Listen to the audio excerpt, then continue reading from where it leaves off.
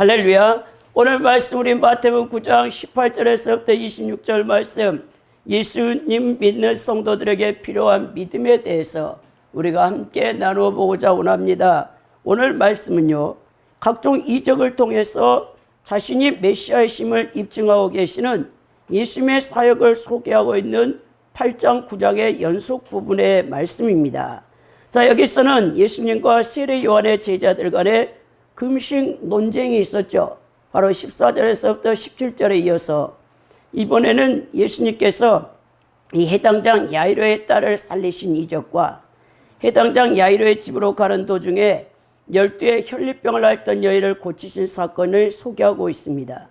특별히 오늘 말씀에서 예수님께서는 죄의 결과인 죽음마저도 정복하셨다라는 것을 보여줌으로써 예수님 안에서만 생명이 있음과 또한 예수님께서 인류를 죄에서 구원하실 참된 메시아라는 사실이 분명하게 이제 나타내 보이시고 있다라는 것입니다.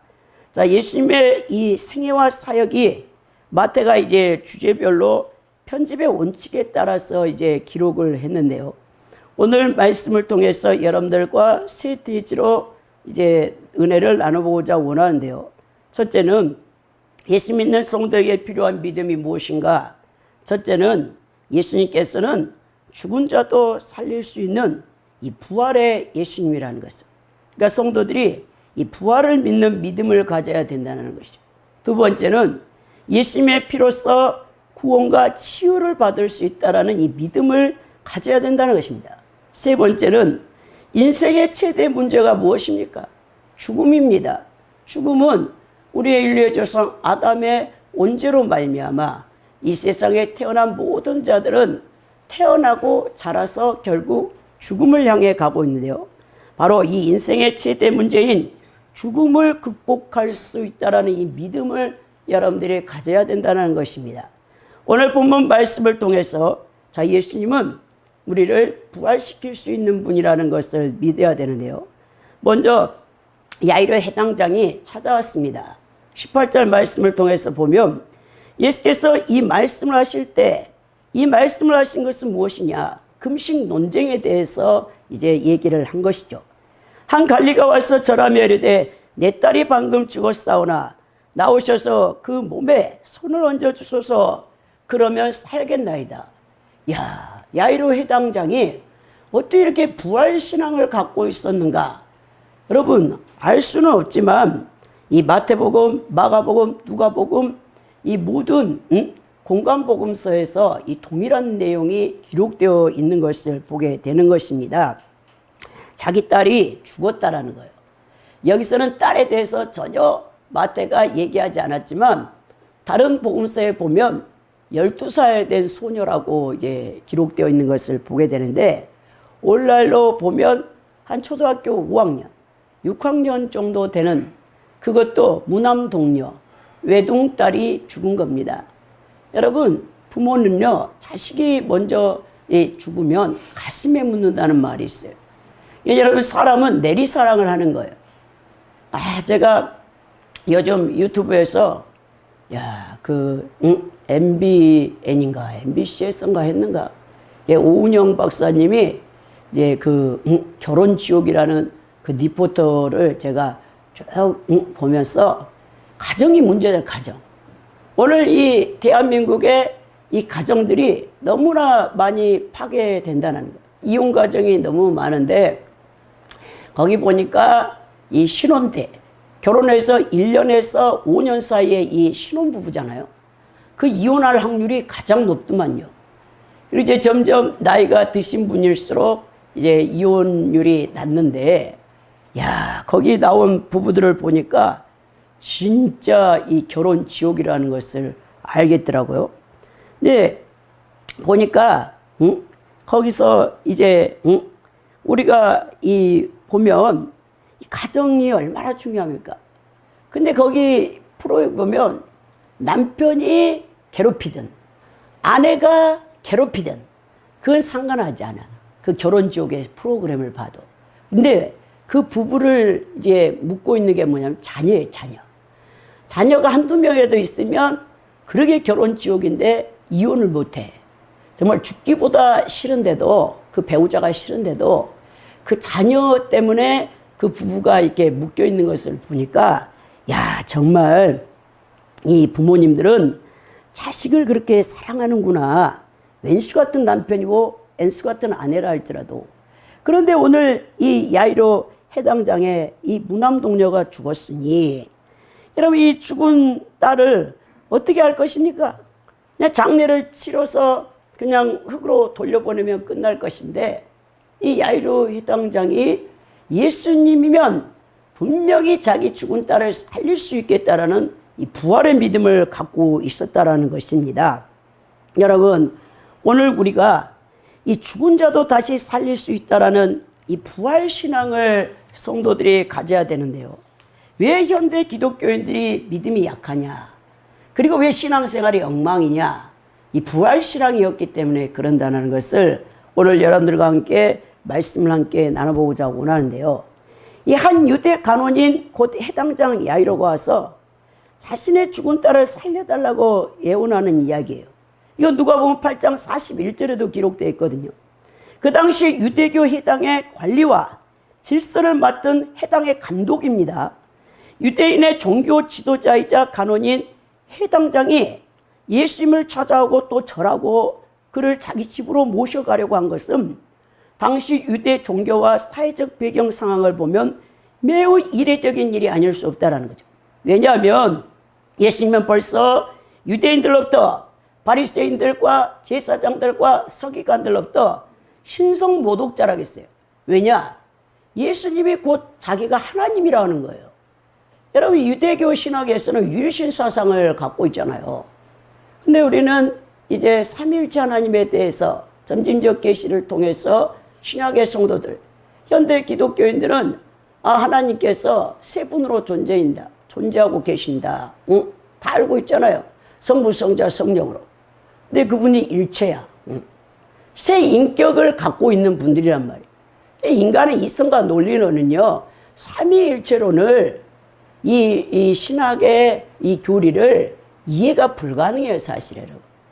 우리 인간은 피조물이기 때문에 하나님, 창조자 하나님, 이 초월자이신 성부. 그렇지만 예수님이 오셔서 뭐랍니까? 빌립이라는 제자가 예수님과 3년 6개월 동안 공생의 사역, 같이 동고동락하고 먹고 마시고 살았는데도 예수님한테 하는 얘기가 하나님 줄 좀 보여달라고, 아버지를. 그랬더니 예수님이 저렇게 빌립을 쳐다보면서, 야 빌립아, 너는 그렇게 오랫동안 나와 함께 하면서 왜 하나님 아버지를 보여달라고 하느냐? 나를 본 자는 하나님 아버지를 보는 것이다. 이게 여러분 이해가 됩니까? 그러니까 여러분 성부 하나님이 여러분 지성과 감정과 의지를 따라 갖고 있는 이 퍼슨, 인격을 갖고 있고, 성자 예수 그리스도 제2 하나님이시잖아요. 이분이 지성과 감정과 의지를 따라 갖고 있어요. 또 성령께서 지성과 감정과 의지의 인격이라면 안 돼요. 사실 신격을 갖고 있는데요. 이게 여러분들이 이해가 되냐고요. 그러니까 예수님을 본 사람은 하나님 아버지를 보았다라고 예수님이 말하니까 빌립이 어떻게 그게 이해가 가능하겠습니까? 근데 놀랍게도요, 여러분들이 물과 성령으로 거듭난 적이 있습니까? 성령을 받은 사람은요, 그게 그냥 이해가 돼요. 삼위일체론이 그냥 논리적, 이성, 합리적으로 인간의 지성을 움직이려고 설명할 필요 없어요. 그냥 그게 다 믿어져요. 그래서 여러분들이 하나님을 보고 싶다, 성경 말씀으로 돌아가십시오. 그것도 사복음서, 마태, 마가, 누가, 요한복음이 예수님의 생애와 사역을 기록하셨는데 그 사역과 그 생애에 하나님의 사랑이 그대로 묻어져 있는 거죠. 바로 예수님 자신이 하나님이란 말입니다. 그래서 여러분들이 하나님이 어떤 분인가 나는 모르겠어요. I don't know. 하나님 누구십니까? 여러분들이 이런 생각을 갖고 있습니까? 기록된 성경의 말씀으로 돌아가십시오. 사복음서를 통해서 예수님이 무슨 일을 하셨고 예수님이 어떤 분인가, 그 예수님의 존재가 어떤 분인가를 이 예수님의 제자인 마태, 마가, 누가, 요한이 제대로 다 계시를 받아서 여기에 기록해 놨단 말이에요. 그러니까 예수님을 여러분들이 안다면 하나님 아버지가 어떤 분인가를 알게 되고 성령님이 어떤 분인가를 알게 돼요. 왜? 성령님은 오순절날 마가다락방에 입었던 성령님은 이제 육신을 가지고 오지 않잖아요. 성령님께서도 성부 하나님도 초월적인 신으로서 육체를 갖고 있지 않는 분이고 순수한 영이시고 성령님도 순수한 영이시기 때문에 예수님께서 내가 아버지께로 가는 것이 너에게 유익하다. 왜? 내가 가면 나 똑같은 보혜사가 오는데 파라클레토스, 우리 곁에 와서 우리를 돕는 분이 누구냐? 바로 성령님인데 우리 예수님께서 뭐랍니까? 너희들이 인자를 말로써 부인하는 것은 용서받지만 성령 하나님을 너희들이 모독하거나 해방하는 자는 지옥에 갈 것이라고 했어요. 왜? 우리는 너무 쉽게 성령님을 모독하고 살아. 보이지 않기 때문에. 성령님이요, 여러분들이 죄를 지으면 얼마나 슬퍼한 줄 압니까? 여러분 안에, 영혼 안에 쓰레기 같은 지약으로 가득 찬 그 영혼 안에 내주하셔서 여러분들이 육체를 벗는 그 순간, 죽음의 그 순간에 여러분들을 천국으로 데리고 가신 분 누구냐? 성령님이시거든요. 그 성결의 영이신 성령님이 여러분들과 함께하고 있는데도 여러분은 전혀 느끼질 못해. 아, 성령님이 나와 함께하고 계시네. 내 영혼에 보좌 삼고 계시네. 그것도 못 느끼잖아요. 그러니까 말씀 순종하지도 않고 내 멋대로 신앙생활합니다. 여러분 절대로 내 멋대로 신앙생활하고는요 천국을 못 가게 돼 있어요. 근데 오늘 이 신성 모독자라고 지인으로 낙인 찍힌 상태에 있던 예수님 앞에 그것도 최고의 종교 지도자 유대의 해당장이 감독이 와서 자기 딸을 살려달라고 예수님 앞에 엎드린단 말입니다. 여러분 얼마나 대단한 믿음을 갖고 있습니까? 이 야이로 해당장이 누구와 같은 믿음이냐? 아브라함 같은 믿음을 갖고 있는 사람이 여러분. 아브라함이 믿음의 조상으로 우리 하나님께서 테스트를 마지막 단계에 했어요. 창세기 22장에 보면 100세 얻은 독자 이삭을 모리아산 번제로 바치라고 하나님께서 명하셨죠.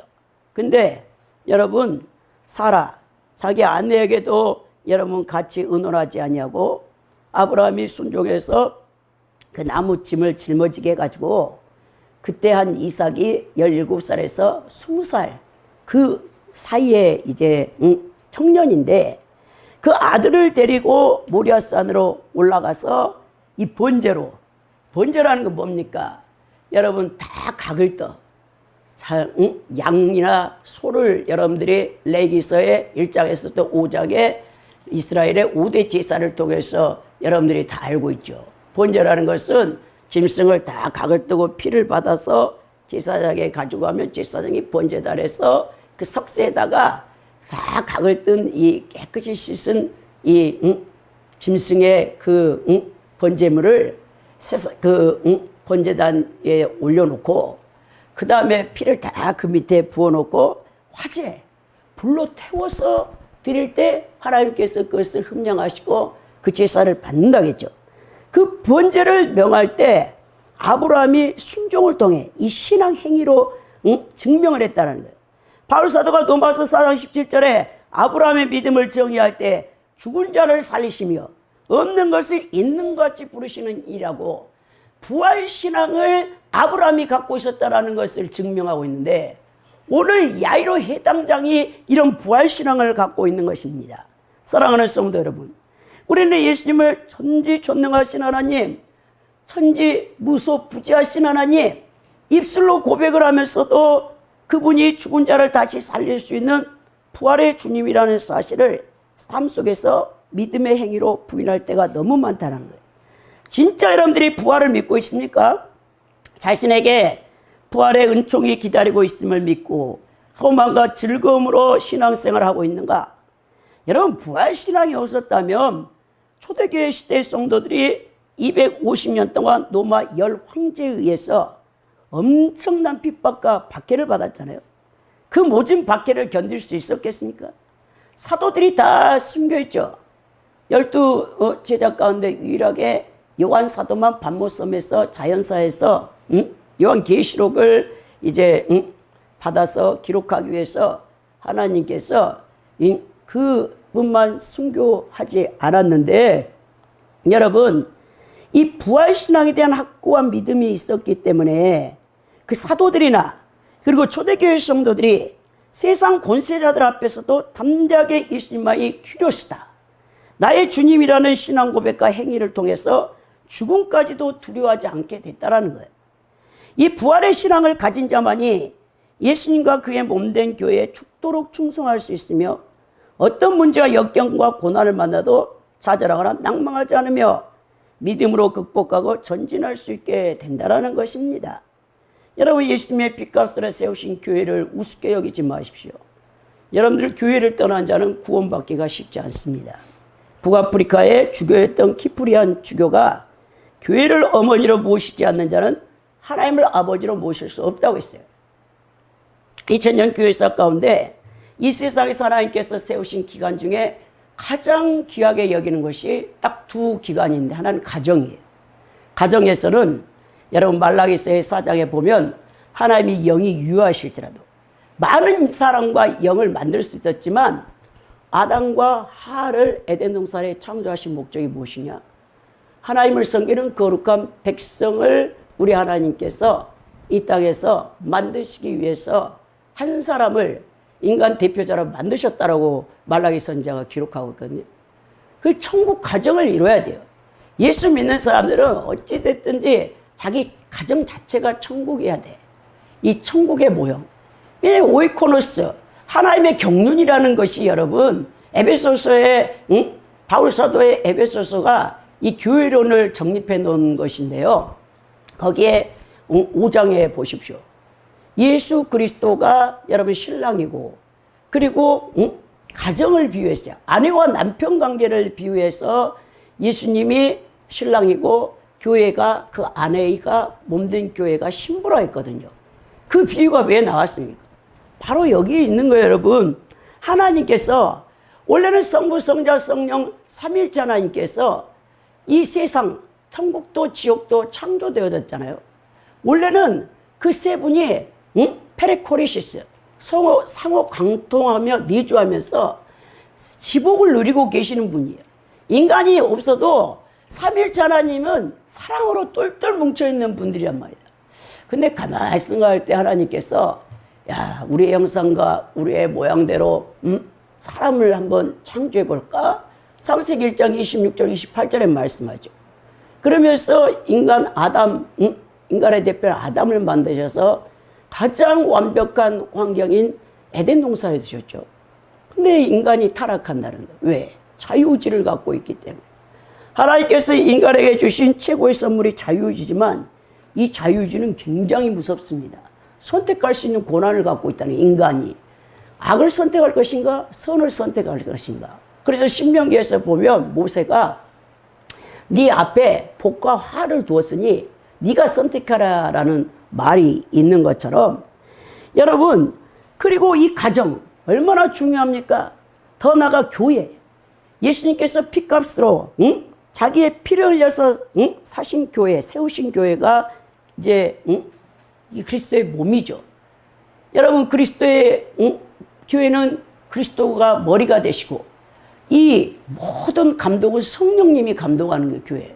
작은 교회든 큰 교회든 이 코스모스 우주적인 이 교회 안에서 우리 하나님께서 천국 백성을 양육하면서 훈련하는 것이 어떤 것이냐? 교회예요. 그러니까 교회를 떠났다는 것은 여러분들이 하나님의 백성으로서 훈련받을 양육을 안 받고 있다는 거거든요.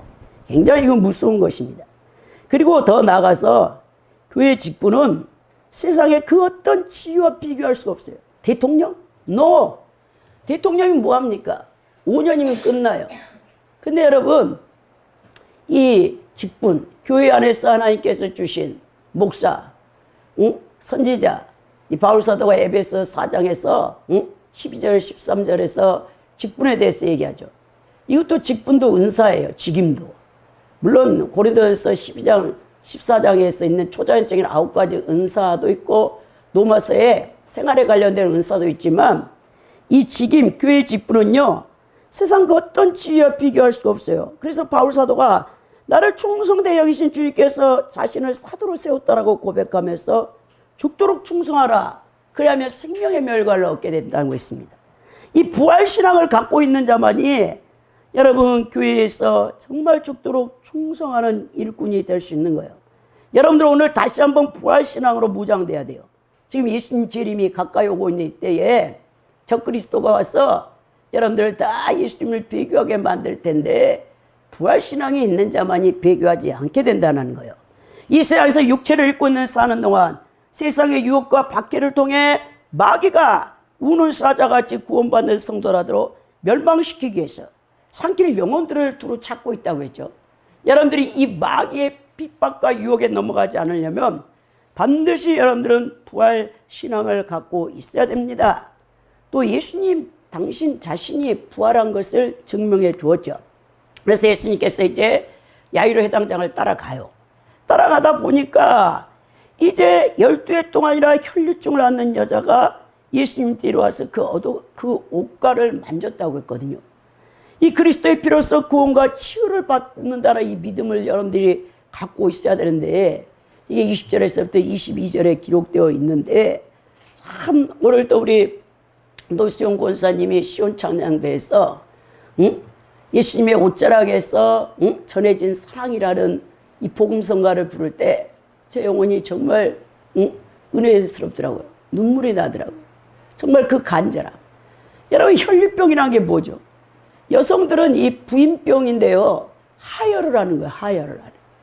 제가 아는 다른 교회 다니는 여자 집사님이 이 하혈하는 거 이제 백혈병 종류를 앓고 있어요. 원자력병을 해서 보험이 안 돼서 200만 원, 250만 원의 약을 가져다가 그 약을 드시면서 견디고 있는데 매일같이 피를 쏟는 거죠. 여러분 생각해 보십시오.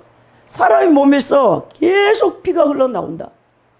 여러분 죽겠죠? 이 혈류병 여인이 레위기서 15장 25절에서 27절에 보면 유출병 규례가 나오거든요. 거기에 보면 이 사람은요 가족과 같이 살지 못해요. 나병 환자와 똑같아요. 왜? 부정하기 때문에. 얼마나 외로웠겠습니까? 다른 여러분 공간복음서에서는 이 여인이 자신의 가진 돈을 가지고 다 의원들을 찾아갔지만 자기 병을 더 심하게 만들었다는 거예요. 근데 이 혈류병 여인의 근원은 무엇이냐? 제가 봤을 때는 병마가 붙은 것 같아요. 여러분들이 병원에 가서 MRI를 찍고 뭘 다 검사를 했는데 변명이 안 나와. 근데 몸이 그렇게 아파.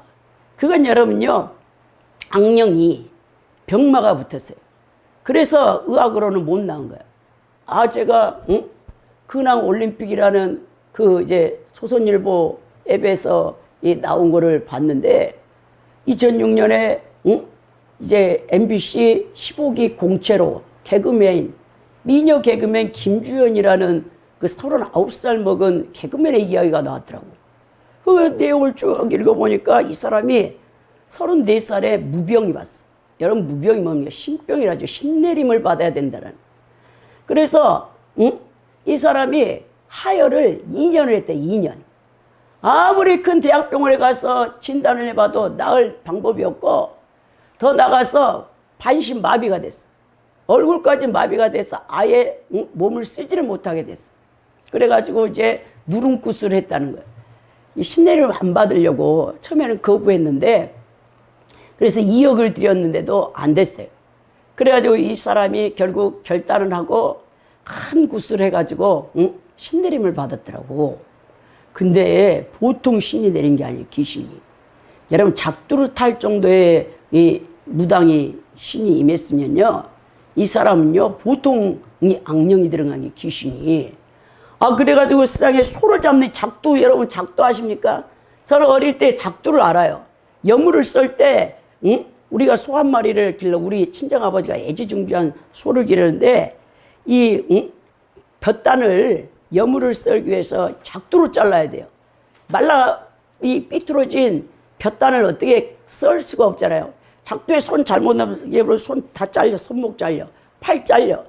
그래서 그 작두를 봤는데 그 소를 이제 썰 때 작두로 썰거든요.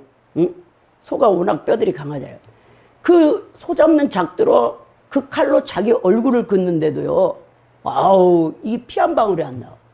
그만큼 강한 이 귀신이 붙어가지고 이 사람이 큰 구슬 해가지고 결국 네가 받지 않으면 네 아버지를 데려간다고 자기 입에서 자기가 그렇게 말을 해. 악령이 들어가가지고.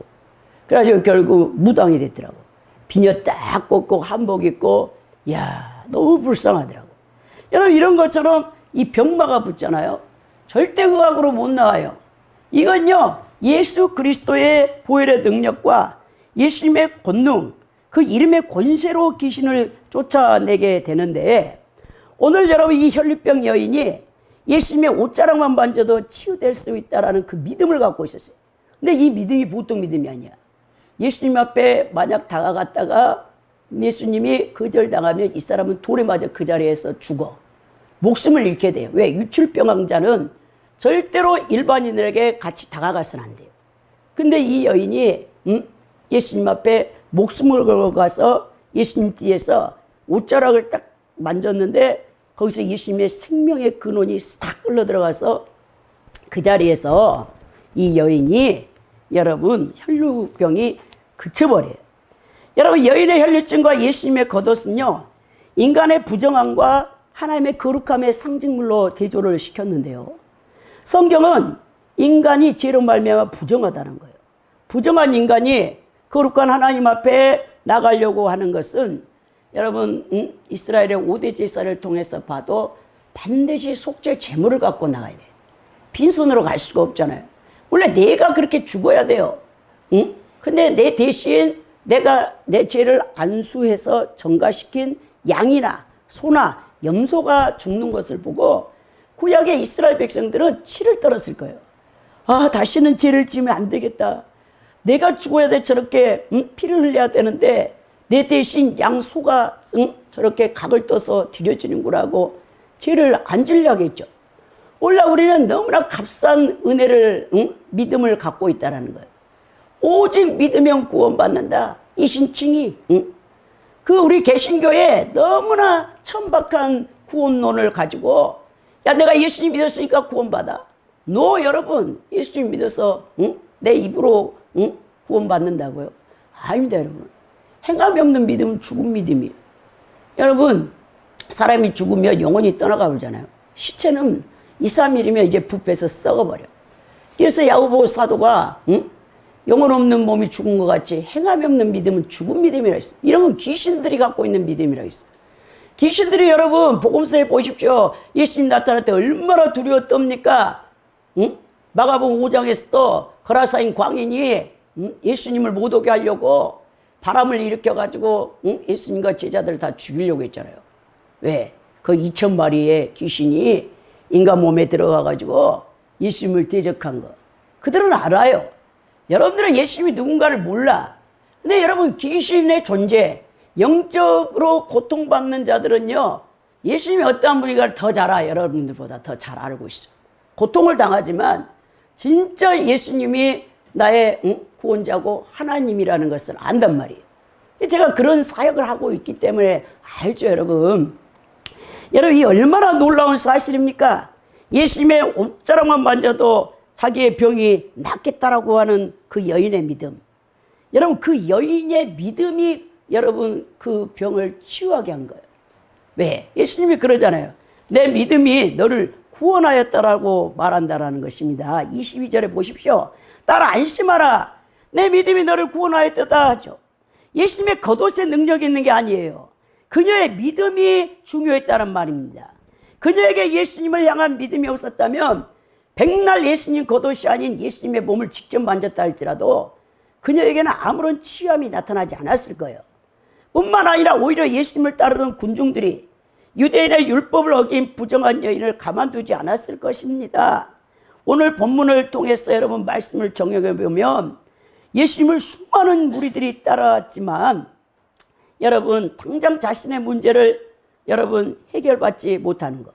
오늘 여러분들이 교회에 나가서 오랜 세월 동안 예배를 드렸고 했는데 한 번도 여러분들 치유의 기적을 맛본 적이 없었다는 것은 여러분들의 신앙의 문제가 너무 많습니다. 왜냐? 예수님이 오늘 또 성령 하나님을 통해서 동일하게 여러분 병든 자들을 치유할 수 있는 분이라는 이 믿음을 여러분들이 갖고 있어야 되는데 그런 믿음이었기 때문에 의학만 의존하는 거야. 아, 이 약 먹으면 날 나을 거야. 이 건강보조식품 먹으면 내가 나을 거야. 천만에요. 여러분, 생사여탈골을 누가 갖고 있죠? 예수님이 갖고 있는 거 아닙니까, 여러분? 나를 병들게 하신 것도, 나를 치유하게 하신 것도 우리 하나님이, 예수님이 하시는 거예요. 제가 여기 지하교회에서 13년째 있으면서 5년 동안 여러분 제 몸에요 바람이 들어왔어요. 바람이 얼마나 단 1분을 이 지하교회에 못 있겠더라고. 응? 제가 이렇게 5년 동안 한여름에도요 기모 바지를 입고 기모 내복을 입고 살았던 사람이. 그리고 막 이런 이 찬바람이, 이 선풍기 바람, 아예 지하철에 에어컨 바람이 막 제 온몸으로 들어와서 통증을 일으켜가지고요. 제가 얼마나 고통스러운지 몰라요. 근데요, 어느 그 3년 전인가, 갑자기 그 성구영신예배 때 말씀을 딱 봤는데 에레미야 말씀이 29장인 거예요. 육체를 지으신 여호와 하나님이 무엇을 하지 못하겠느냐. 그 말씀을 딱 뽑은 그 해에 제가 이렇게 고침받은 거예요. 야, 진짜 제가 원래 22살부터 허리가 아파가지고 5년을요 몸을요 용신할 수가 없었어요. 경희대학병원에서요 못 고친댔어요. 한방과에서 신경 조직이 잘못돼가지고 당신은 평생 허리를 쓰지 못한다 했어요. 정말 그런 아픈 몸을 질질 끌고 제가 직장을 다녔는데요. 근데 우리 하나님께서 어느 날, 그때 내가 주일학교 교사였거든요. 25살 때. 그런데 갑자기 우리 여동생한테 그랬어요. 나 요즘 허리가 안 아프네. 그러니까 이상하다. 언니가 왜 이렇게 허리 아프단 말을 안 해? 저도 모르게 예수님이 고쳤어요. 그리고 성령님이 저한테 권능의 불을 부어가지고 제가 10년을 성령님께 끌려다니면서 밤에요 도봉산에 산책을 다닌 거예요. 어떤 목사님이요 제 목소리가요 너무 크잖아요. 그래 어떤 목사님이 저한테 이런 말도 했어요. 아우, 김필자 목사님이 귀신이 들렸는 것 같다고. 왜? 인간의 목소리로 저렇게 큰 목소리를 낼 수가 없다는 거예요. 근데요 제가요 이게요 은사로 제가 받은 거예요. 왠지 아십니까? 제가 예수님 첫사랑 때 막 심장이 뛰어서 잠을 못 잤다 했대요. 4년 동안. 이 세상 남자와 사랑을 한 게 아니고 예수님의 사랑에 빠져가지고 아주 교회만 가서 살았는데 밤이고 낮이고 그냥. 그때 제가 예수님 앞에 뭐라 했냐면, 예수님 너무 순수했죠. 첫사랑이니까. 그때 제가 완전 성화가 된 것 같아. 강도가 와도 강도한테 어서 오십시오 하고 달려들어서 강도를 맞이하지 않나. 하나도 안 무서워. 강도가 너무 사랑스러워. 그래서 하나님이 아가페 사랑이 어떠한 사랑인가 내가 깨달았는데, 지금 제가 많이 그 첫사랑을 잃어버리고 이렇게 되어졌는데, 야, 그때 제가 예수님 앞에 뭐라 했냐면, 저는요 이 세상에서 가장 큰 목소리로 예수님을 찬양하고 가장 큰 목소리로 예수님 앞에 기도하는 자가 되고자 원합니다. 울면서 제가 밤에 그런 기도를 했거든요. 그랬더니 우리 예수님이 그 어린 제 마음을 아셨나 봐. 너같이 이렇게 그걸 오라느냐. 그래서 저한테 이렇게, 제가 이 목소리가요 원래 성대가 강할 뿐만 아니라 아버지가 성대가 강했기 때문에 득음한 목소리. 그래서 제가 직장 다닐 때 과장님이 우리 김필자 미스 김은 나보고 창을 하면 완전 명창이 될 것 같대. 그 창하는 게 아니에요. 제가 밤마다 도봉산에 올라가서 처음에는요 목소리가 나오질 않았어요. 그래서 제가 그랬잖아요. 직장에서 전화 받지 말라고. 불칠절살이 1순위로 뜬다고 제가. 그래서 제 전화를 못 받게 했잖아요. 그때는 목소리가 안 나왔어요. 근데 하나님이 나를 이렇게 목소리를 띄워줘가지고, 야, 그냥 요즘은 더 커졌어 목소리가. 하나님이 저를 왜 이렇게 목소리를 크게 만드실지 모르겠어. 그래서 정말 우리 하나님이 저를 그렇게 치유해가지고 5년을 아파서 용신을 못했는데 바위를 뛰어다니면서 제가 영적 전쟁을 했다는 거 아닙니까, 여러분? 한겨울에도 티조각 하나 있고 불이 임하니까 막 뜨거워서 살 수가 없어. 지금 더운 건 아무것도 아니야. 7시간을 같은 톤으로, 이 방언으로 영적 전쟁을 하고 같은 톤으로 한 톤을 안 떨어지게 같은 톤으로 이렇게 부르짖게 한 거예요. 여러분, 그거요 인간의 힘으로 못합니다. 성령의 권능이며. 그래가지고 제가요 그 도봉산을 뛰면요 그 산철에 왔던 사람들이 새벽에 다 조용히 해. 이게 무슨 천지가 개벽하냐. 저렇게 악을 쓰고 도대체 저 사람이 도대체 누군가 해가지고. 왜? 세계 선교에 나가 있는 선교사님들을 때문에 영적 전쟁을 해줘야 되기 때문에 제 발소리가요. 여러분 열왕기하에 보면 14명의 나병 환자가 죽게 생겨서 아람 군대가 쳐들어왔고 사마리아 성이 다 포위돼가지고 먹을 것이 없어요. 근데 그들이 갈 때 그 소리가요. 발자국 소리가요. 하나님께서 아람 군대 이스라엘에 어마어마한 군대가 온 것 같아 이렇게 소리를 내니까 다 달아나 버렸잖아요. 전리품을 다 놔두고. 그래서 달려가서 나병 환자들이 그걸 줍다가 야 우리만 이거 먹었다가 하나님 앞에 이거 천벌받는 거 아니냐. 빨리 우리 민족에 가서 알려줘야지. 그리고 가서 알려주잖아요. 그 발소리를 우리 하나님께서 이 영적 전쟁을 저를 시킨 사람입니다. 여러분 제가요 하나님께서 저를 어느 정도까지 훈련을 시켰냐면요. 생명을 목숨이 막 왔다 갔다 해. 이 기도를 하면 왔다 갔다 한다니까요.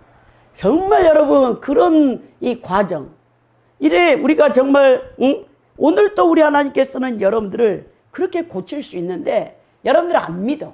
전혀 안 믿어. 암병 걸려보세요. 무서워가지고 병원에 달려가가지고 암 수술하고 항암 치료하고 방사능하고 해가지고 결국 죽어. 왜? 암은요 먼저 달래야 돼.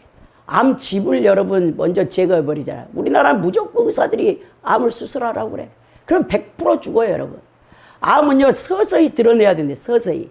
암 자체의 집이 있을 때는 안 퍼져.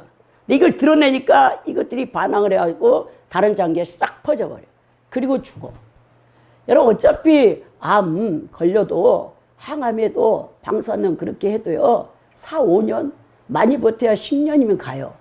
그러면 어차피 저 같으면 만약 암에 걸렸으면 기도원에 들어가서 금식을 하든지 죽으면 죽으리라. 하나님 살려주십시오. 알면 죽겠나이다. 하나님과 시호부를 봐야지. 야곱처럼 야곱이 야복강에서 나를 축복하지 않으면 내가 죽는다라고 하잖아요. 절대 안 놓는다 하잖아요. 여러분들이 지금까지 신앙생활하면서 어떤 문제가 있었을 때 그만큼 하나님 앞에 매달린 적이 있는가? 여러분들의 병을 갖고 있는데 그 병을 낫기 위해서 그만큼 여러분들이 기도를 했느냐? 이것을 오늘 여러분 점검을 해봐야 돼요. 그리스도시여 당신을 나의 구주로 모셔드립니다. 나를 치유해 주소서. 여러분 예수님이 뭘 못하겠습니까? 여러분들 늘 입술로 전지전능하시다며요. 전지전능하신 하나님인데 왜 여러분들은 치유받은 적이 없냐는 거죠. 오늘 여러분 혈류병 여인처럼 여러분 정말 병이 있습니까? 그리고 의학으로 고치지 못한 병이 있습니까? 나를 치유해달라고 매일같이 여러분들이 기도하시면 하나님께서 하나님 때 여러분들을 치유하신단 말입니다. 오늘 보니까 인생의 최대 문제인 죽음을 극복하는 믿음을 오늘 23절 26절에 얘기하는데요. 예수님이 야이로 해당장 집에 따라갔더니 죽었어. 우리나라하고 장례 풍습이 비슷하죠. 저 시골에서 자라서 너무 잘 알아. 여러분 상여가 있잖아. 상여. 지금 무조건 장례식장에 가서 화장터에 가서 이제 태워가지고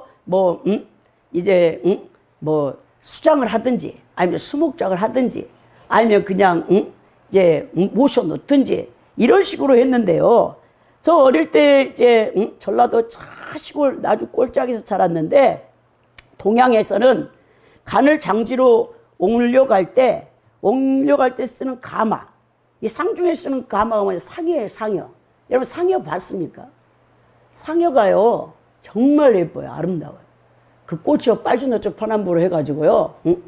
제가 초등학교 다녔을 때 십리길 4km를 걸어서 초등학교를 다녀, 비포장도로를. 근데 중간에 이 덕살리라는 그 곳에 공동묘지가 있어. 초등학교 이제 끝나고 하교하고 쭉 오면 탱자나무 가시 같은데 막 상여꽃이 이렇게 걸려 있어요. 근데 어린 나이에 너무 이쁘니까 그걸 이 주워다가 갖고 왔었어요. 상여꽃을. 오늘 또 공동묘지에 사람이 갖는구나. 제가 굉장히 어릴 때부터 염세주의자예요. 14살에 예수님 믿었으니까, 그 전에 예수님 안 믿었으니까, 사람은 결국 죽는구나.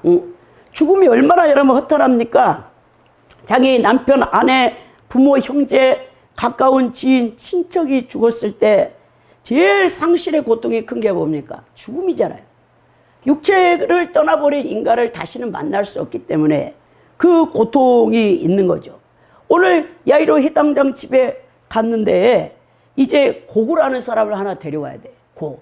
아이고, 그 시골에서 보면 상여, 그 곡을 해줘. 곡 하는 사람이 있어. 반드시.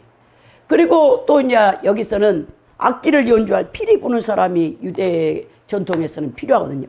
최소한 3사람을 돈 주고 사서 2명은 피리 부는 자, 1명은 고크를 하는 자가 필요해. 호나했다고 하잖아, 오늘 호나. 이게 바로 이제, 우리말로 호나라는 뜻이 직거래에서 떠든다라는 거예요. 막 초상집에 가서 조문객들이 몰려와서 웅성웅성할 때, 아이고, 고크를 하면서 이 호나를 했다라는 거예요. 그 24절에 예수님이 이르시되 뭐랍니까? 물러가라. 이 소녀가 죽은 것이 아니라 잔다 하시니 그들이 비웃더라 그랬어요. 실제로 소녀는 여러분 잤습니까? 죽었습니다. 죽었어요. 잔다는 이 말은 인간적 수준에서 생각하는 수면을 취한다는 의미나 혼수 상태에 빠졌다는 의미가 아니고요. 하나님 편의 관점에서 봐서 잔다라는 거예요. 이 죽음이라는 것은 영원한 끝이 아니고 잠시 동안 자는 것과 같다는 의미입니다. 즉 예수님께서 죽은 자를 살리는 일이 잠자는 자를 깨우는 것 같이 그렇게 시군죽 먹기라는 뜻이에요, 여러분. 이 성도의 죽음은 영원한 생명을 얻기 위해서 잠시 자는 휴면의 상태와 같다고 하죠. 루가복음 20장 36절에 보면 저희는 다시 죽을 수도 없나니 이는 천사와 동등이요 부활의 자녀로서 하나님의 자녀가 된다라고 했습니다. 야, 예수님이 잔다고 하니까 거기 장례식장에 많은 사람이 왔겠죠. 유대 해당장인데 얼마나 높은 종교 지도자고 정치 지도자인데 그래서 그 문상 왔던 사람들이 어이가 없다는 거예요. 아니 죽은 애를 잔다고 하느냐 하고 비웃었죠.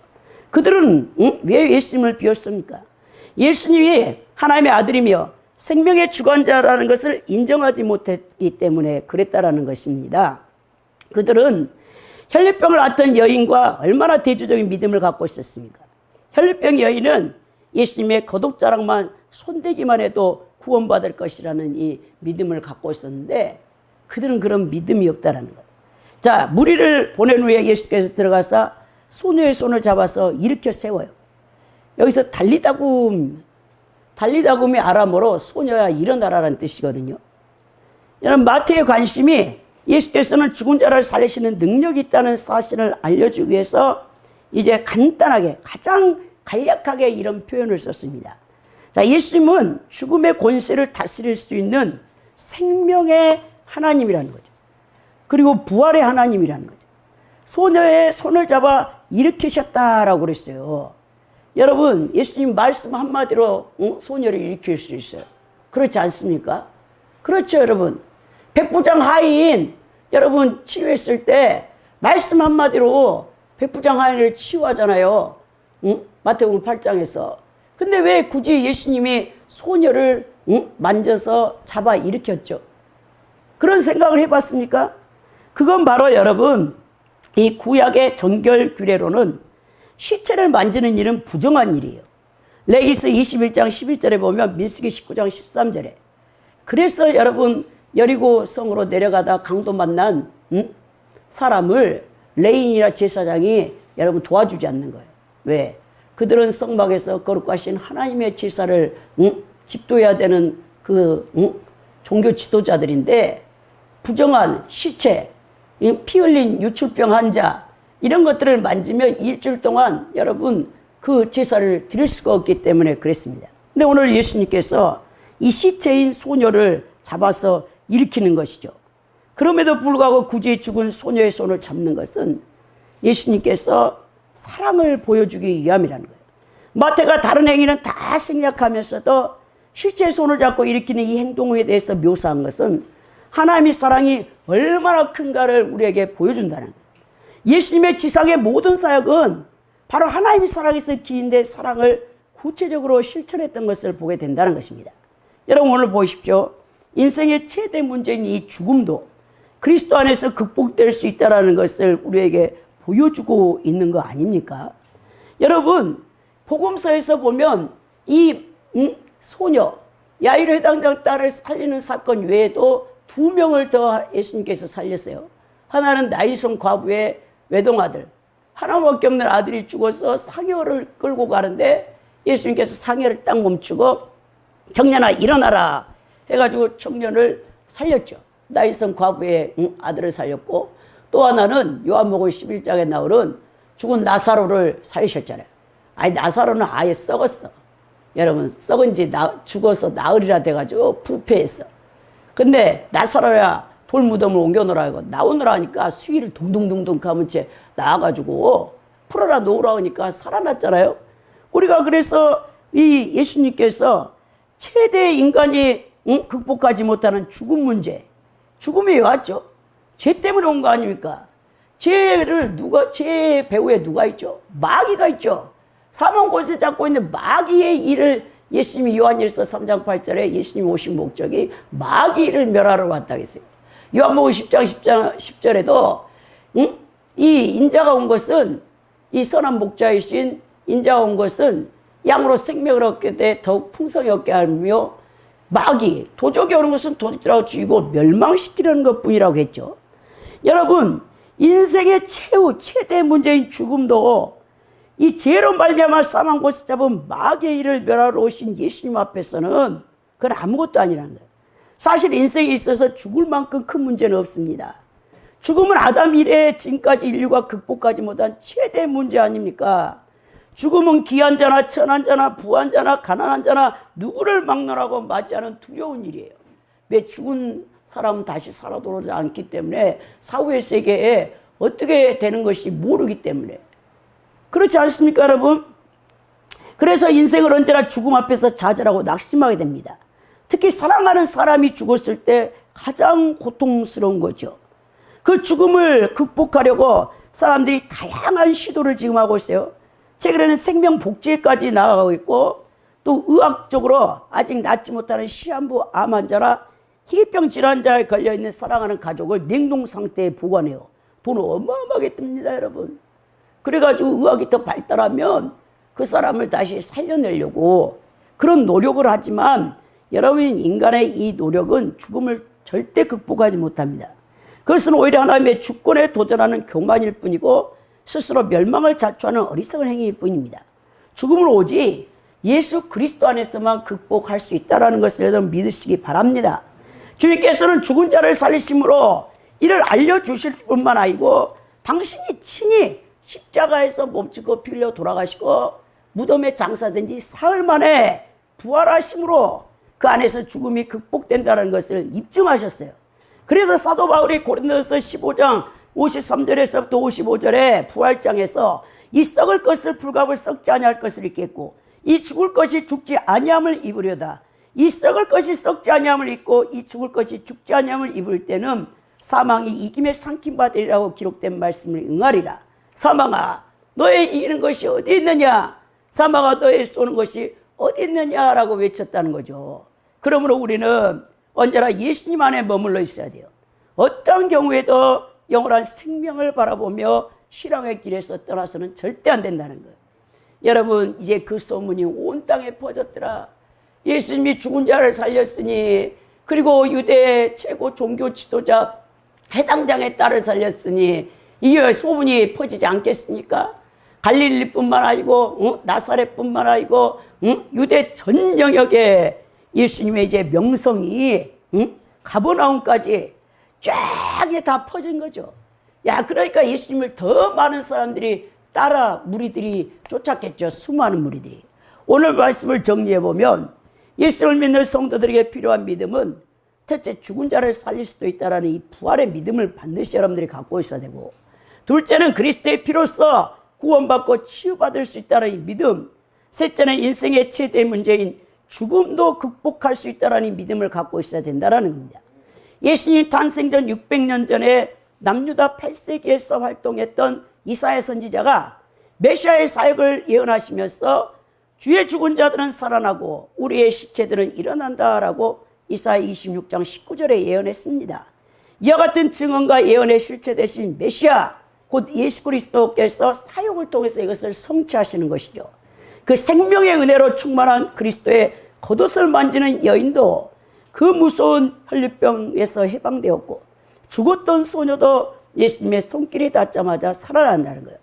이 땅에 오신 우리의 왕, 생명의 왕이신 예수님께서 바로 당신이 메시아라는 것을 이 이적을 통해서 보여줍니다. 성도 여러분, 이제는 여러분들이 정말 예수님 안에서 그 백성답게 우리가 그 어떤 상황 가운데서도 예수님을 떠나지 않냐고, 그 안에서 이런 믿음을 가질 때 여러분은 넉넉히 이 땅에서 승리하며 하나님 앞에 영광 돌리는 복된 믿음의 성도들이 될 것을 예수 그리스도 이름으로 축원드립니다.